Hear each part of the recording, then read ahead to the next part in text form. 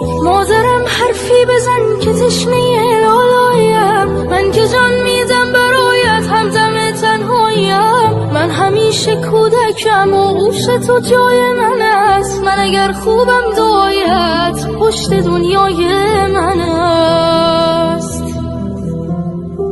بوسه بر دستان گرمت میزنم شاه دلم، با حضورت خانه روشن میشود ماه دلم. هرچه میخواهد دلم پیش تو پیدا میشود، این همه خوبی چجوری در دلت جا میشود.